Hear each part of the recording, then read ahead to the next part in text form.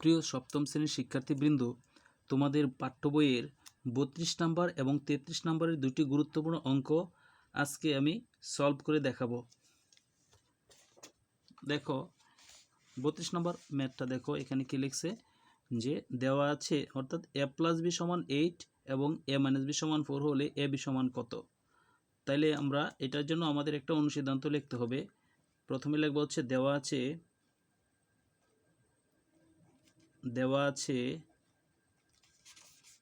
a + b = 8, a - b = 4। তাহলে লিখতে হবে আমরা জানি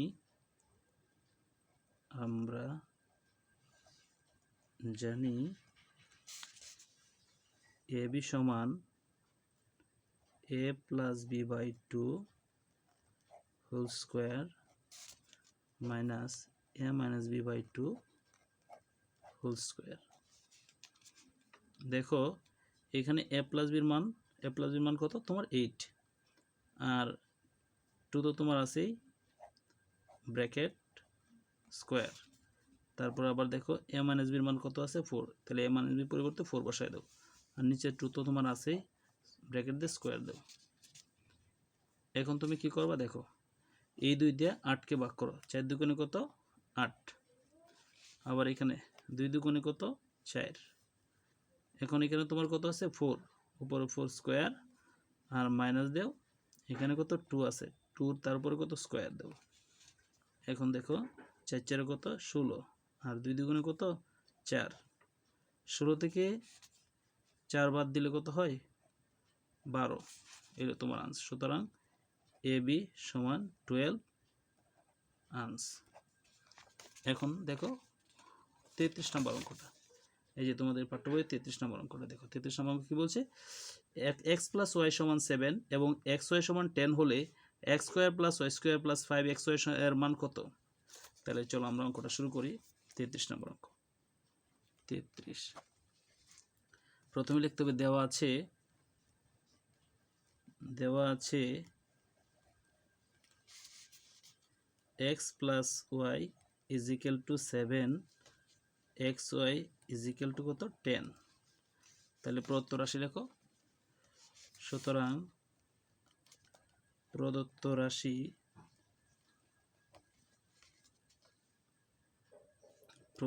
লিখবো হচ্ছে তুমি x² + y² + 5xy + 5xy। এটা একটা অনুসিদ্ধান্ত প্রয়োগ করো। a² + b² অনুসিদ্ধান্ত কি a + b whole square minus 2ab plus 5xy। এখানে তুমি x + y এর মান বসায় দাও, কত x + y এর মান 7 বসাও, উপরে স্কয়ার দাও মাইনাস, এখানে মাইনাস হচ্ছে তোমার এখানে তোমার কত আছে xy ফার্স্টটা আছে, আর এখানে xy কয়টা আছে 2টা, 5টা থেকে 2টা বাদ দিলে কয়টা থাকে 3টা, তাহলে 3xy।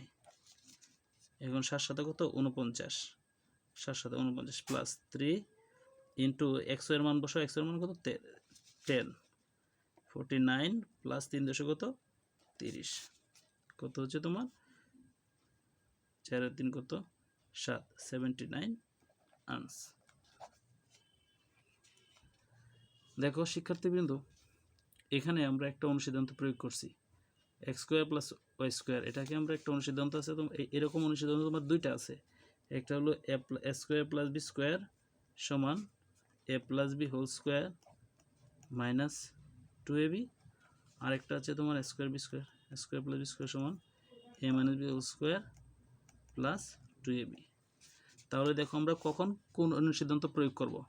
দেখো মান তোমার এখানে মান যদি দেওয়া থাকে, এখানে মান যদি প্লাসে দেওয়া থাকে, তাহলে আমরা এই অনুসিদ্ধান্তটা প্রয়োগ করব, 1 নম্বরটা প্রয়োগ করব। আর এখানে যদি এখানে যদি মাইনাসের মান দেওয়া থাকে, তাহলে আমরা এই 2 নম্বর অনুসিদ্ধান্ত প্রয়োগ করব। বুঝতে পারছো? তোমার এই যে এই মানের উপর ডিপেন্ড করবে তোমার কোন অনুসিদ্ধান্ত তোমরা প্রয়োগ করো, ঠিক আছে? তো আজকে এই পর্যন্তই। এই ভিডিওটি দেখার জন্য সকলকে ধন্যবাদ।